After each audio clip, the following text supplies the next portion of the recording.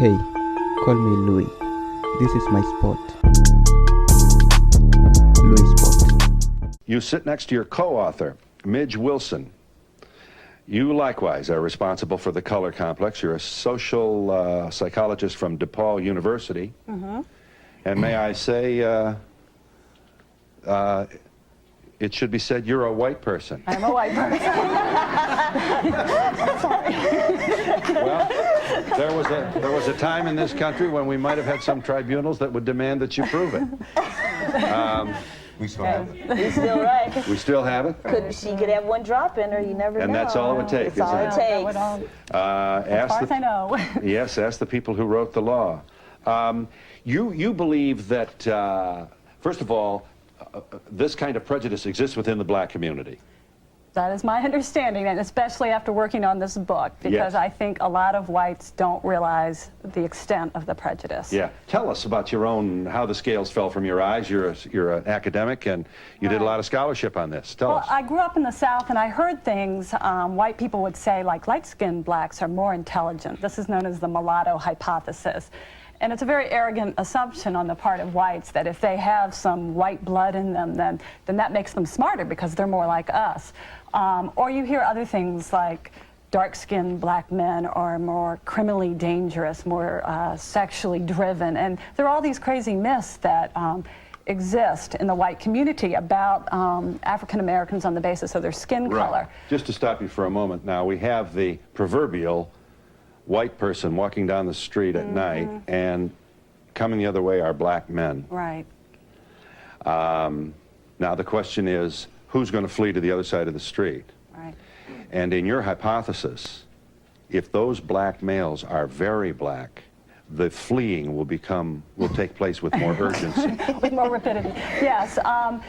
Because there is a perception that the darker the skin, the lower the class, the angrier, and this isn't true. There is a color class hierarchy in this country, but there's no one-on-one relationship. There's no one-on-one relationship between skin color and intelligence. And is it your view that but this is a very sad commentary if we've got this kind, we have black people who are adopting the same kind of racist chemistry that has exploited them for so long by the white power structure. It's a clear case of trickle-down discrimination, and I think African Americans have been hesitant to talk about this issue. We don't want to air our dirty laundry, but they've got to, because whites play a role in perpetuating it, and whites have to look at what they do every day to keep this issue alive. When you live in a country that makes truth something that is associated with the painful, that should not be spoken, it becomes hard to get people to value speaking freely. Because there are things that we have to say that will be wounding. Like, for example, in my latest book that I'm talking to you about black people and self-esteem, there are things that I have to say about black children and how they're parented that would sound harsh to a lot of people. But those things have to be said if we're going to address in any way what is happening overall collectively with black children and self-esteem. So I think that part of what I hope for us as a nation, and particularly in our educational institutions, is that we will teach what I use in a phrase in my books, radical openness. Radical openness allows for the fact that you and I might totally disagree about some things, but there may be other things that we have a resonance and a harmony about, and when we compartmentalize each other in such a way that, it's like when someone says, oh, he's really sexist, or, then it's like the shutting down of the idea that the person might be really sexist but have some other thought idea that might be useful to hear. How do we hold those differing senses of who we are? And that's one of the reasons I like writing about love, because when people love people, they never think they're going to just think the same. They never, I say to people, will say to me, well, when we try to get our group together to talk about race, there's going to be conflict. And I said, well, have you ever had a love relationship with someone where there's no conflict? Why do we expect that we're going to get together and talk about race and racism and not have perhaps anger, conflict? you know, when we don't expect that in the deepest areas of our lives, our intimate lives, we recognize conflict will be a part of trying to have a relationship with somebody who is not you. And we don't recognize that when it comes to difficult issues, and often that's where we start censoring and shutting down. You're a tough social critic, and one of the observations that struck me was your sense that a majority, I don't want to misquote you, a majority of white Americans believe themselves to be superior.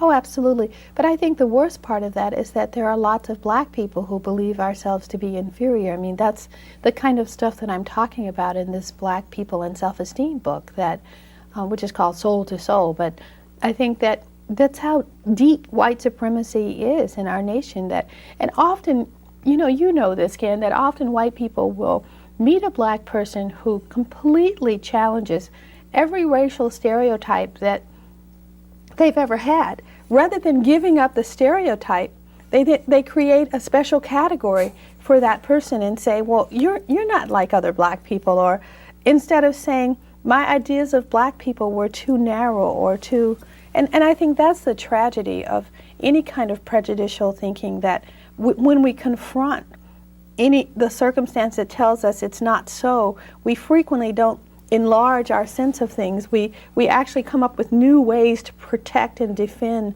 that way of thinking. Is language part of the problem? You use the word white supremacy, and I know there was an incident in which you were on a panel with two black men who sort of mocked you for using that phrase. And I find it such a helpful phrase, because what I like about white supremacy is I think it does encompass black self-hate.